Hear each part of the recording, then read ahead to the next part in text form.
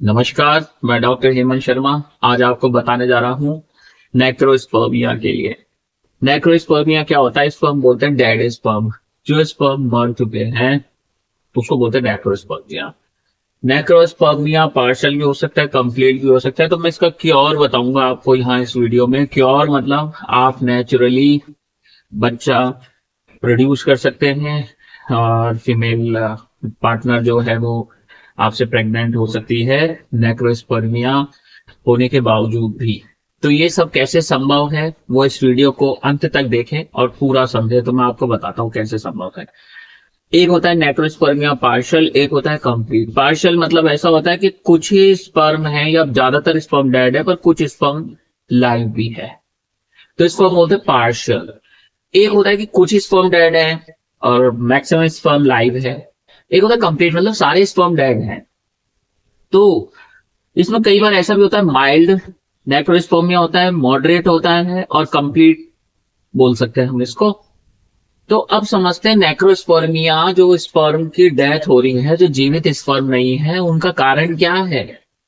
तो कारण को ही ऑलवेज ट्रीट किया जाता है, क्योंकि कारण को ट्रीट कर दिया तो वो चीज क्योरेबल होती है।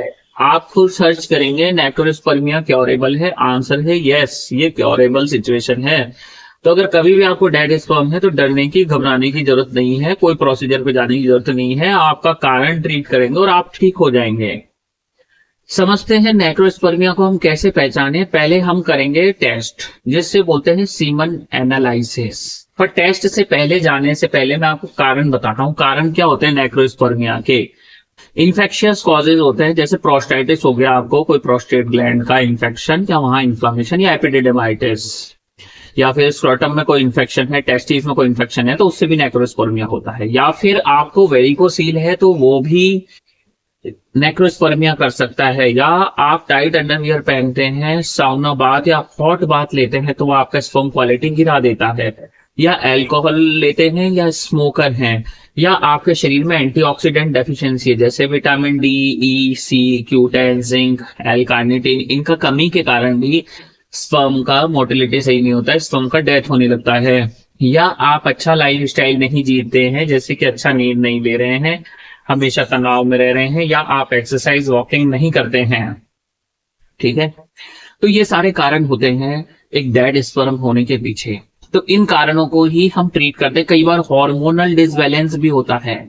तो अब समझते हैं इसको हम कैसे पहचाने कि आपको नेक्रोस्पर्मिया है या नहीं है। आप सीमन एनालिसिस कराएंगे, उसमें स्पर्म काउंट देखेंगे, हो सकता है वो नॉर्मल है, उसके बाद भी डेड स्पर्म है, इसलिए आप ठीक नहीं हो पा रहे हैं। या मोटिलिटी देखेंगे, मोटिलिटी नॉर्मल भी है, कई बार मोटिलिटी कम होती है, कई बार वायबिलिटी देखना पड़ता है, मॉर्फोलॉजी देखना होता है स्पर्म का, बहुत सारी चीजें। ये सीमन एनालिसिस है। पर सीमन एनालिसिस से भी हम ये नहीं बता सकते कि स्पर्म डेड है या लाइव है। उसके लिए हम स्टेनिंग टेस्ट करके देखेंगे। इओसिन निग्रोसिन स्टेन टेस्ट होता है मोस्ट कॉमन जो ये है। इसमें हम स्टेन करके देखेंगे, अगर सारे स्पर्म का कलर रेड आ रहा है तो इसका मतलब सभी डेड हैं।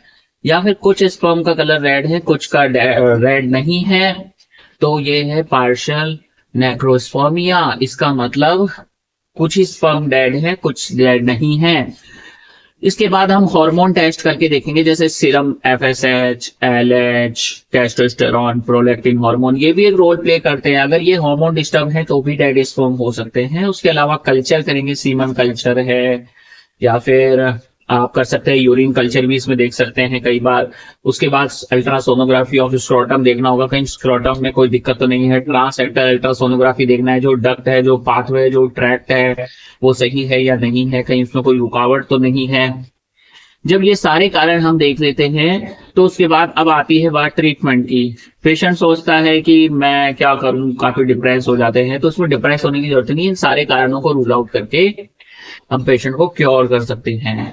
क्योर कैसे? जैसे एंटीऑक्सीडेंट डेफिशिएंसी है तो एंटीऑक्सीडेंट्स दिया जाएगा जिससे वो क्योर हो। हार्मोन डिसऑर्डर है तो हार्मोन करेक्ट करे जाएंगे जिससे पेशेंट करेक्ट हो सकता है और होता भी है। ठीक है, लाइफ स्टाइल अगर खराब है तो लाइफ स्टाइल इंप्रूव करने का एडवाइस दिया जाता है। कोई एनाटॉमिकल स्ट्रक्चरल एबनॉर्मलिटी है तो उसको भी करेक्ट की जाती है। अगर आपको भी नेक्रोस्पर्मिया है और आपको ऐसा लगता है कि आप इच्छुक है इलाज के तो व्हाट्सएप नंबर मेरा इस वीडियो के डिस्क्रिप्शन में है, आप वहां जाएं, मैसेज करें, अपना अपॉइंटमेंट बुक करें। वीडियो अच्छा लगता है लाइक कर दें, चैनल पर नए हैं सब्सक्राइब करना ना भूलें। थैंक यू, धन्यवाद, नमस्कार।